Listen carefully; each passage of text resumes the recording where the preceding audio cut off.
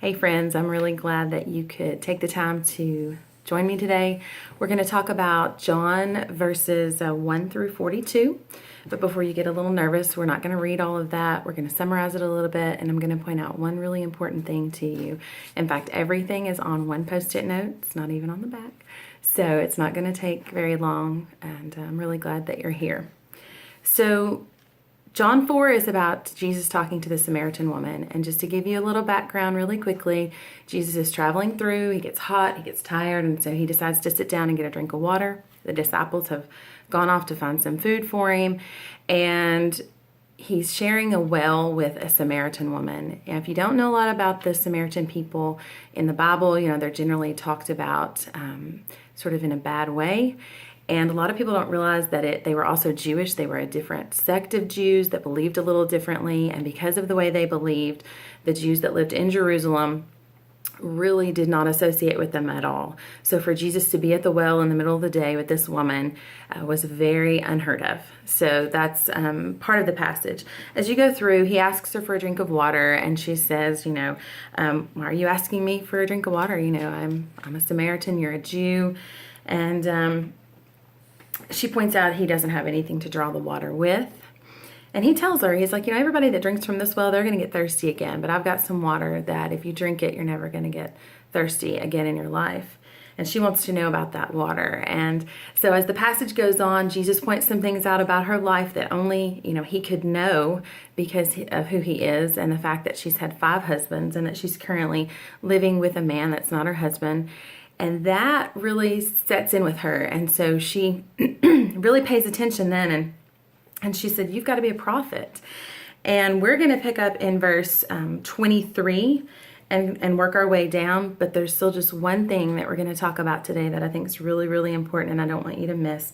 If you go to verse 23, it's going to say, yet a time is coming and has now come when the true worshipers will worship the Father in spirit and in truth, for they are the kind of worshipers the Father seeks. God is spirit, and his worshipers must worship in the spirit and in truth. And the woman replies to him. She says, the woman said, I know that the Messiah, called Christ, is coming, and when he comes, he's going to explain everything to us. And I think it's very interesting that we can tell from this passage that this woman is educated enough in her community that she knows that there's going to be a Messiah, and his name's going to be Christ, and he's coming. And so Jesus declares to her, he said, I, the one speaking to you, I am he. And so that verse is pretty amazing, because right there in the middle of the day at a well to a woman that nobody in her community will talk to, Jesus proclaims himself as the Messiah to her, not a prophet, the Messiah. And verse 27 tells us, just then his disciples returned and were surprised to find him talking with a woman. We're not surprised. Jesus talked to a lot of women, but the disciples always seemed surprised by Jesus's motives and what he was doing. But not one of them asked, what do you want, or why are you talking with her? Now, verse 28 is really where I want us to focus. And you're going to find it interesting because it doesn't look like it's a big verse. Then leaving her water jar, the woman went back to the town and said to the people, come see a man who told me everything I ever did. Could this be the Messiah? If you go on down through that passage, Jesus talks some more about having food to eat that no one knows about. In verse 39, you're going to see that some Samaritans believed because this woman went and told them everything that Jesus had said to her. You're going to learn that Jesus stayed 2 more days with them and that many more of them believed.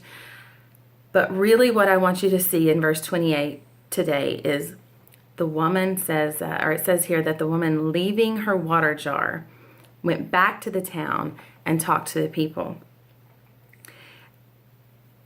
For whatever reason, when I read this passage several months ago studying, it absolutely screamed at me that here was this woman going to the well to take care of her daily tasks. And when Jesus stepped in and he changed her life, she left the water jar. She left everything that she was there to do and went to do everything he wanted her to do. She left that water jar behind. It was no longer important. The water of the world that she went after was completely forgotten. If you read the rest of that passage for yourself, you will never see that water jar mentioned ever again. You will never see her talking about drawing from that well ever again. She is no longer focused on the water of the world. She is focused on telling everybody what Jesus has done for her and what he can do for them. I think it's interesting that we need to remember too that the passage tells us that many of the Samaritans believe. So here's a woman who in her community, nobody would even draw water with her. That means nobody would speak to her. Nobody was acknowledging her presence. And here the Messiah, the King of the world, steps forth and says, you're valuable and you're important, and I'm going to give you the message for your community. And she went out of there and she told everybody. Now, how excited did she absolutely have to be? I mean, what did she have to do to get these people to listen to her? I don't have any idea. But I do know from the history with the Samaritans and the Jews, and I do know from the history of these people that she would not have been considered someone that they would have talked to. So imagine what she would have had to, I mean, she must have been beating on doors. She must have just been absolutely beside herself with excitement and enthusiasm to tell them the Messiah is here and you have got to come and hear what he has to say. He's at the well right now. And I think that this lesson is so important for us. When God comes to you and when you are working for him, leave your water jar behind.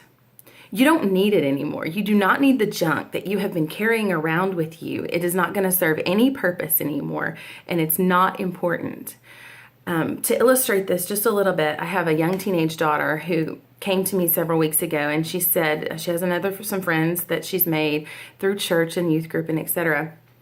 And one of the girls said to her, she said, you know, if your mom knew what I've done in my past, like she wouldn't want you to hang out with me now. I mean, I'm not doing that stuff anymore. I mean, I'm different now, but I used to be this way. And you know, your mom, she really wouldn't like that, and she wouldn't want you to be around me. And my daughter, at this point, was crying telling this story, and she looked me straight in the eye, and she said, you know what I told her, Mom? I told her that you don't care where she's been. You just care where she's going and what she's doing now with her life. And this story could not illustrate that point any more perfectly. When you come to Christ, whatever water jar, whatever junk, whatever you are bringing with you that the world has told you that you need or that has defined you by, none of it matters anymore. It only matters where you're going, what you're doing, and the message that you're telling everybody else about Christ. And so I hope that word today just helps you.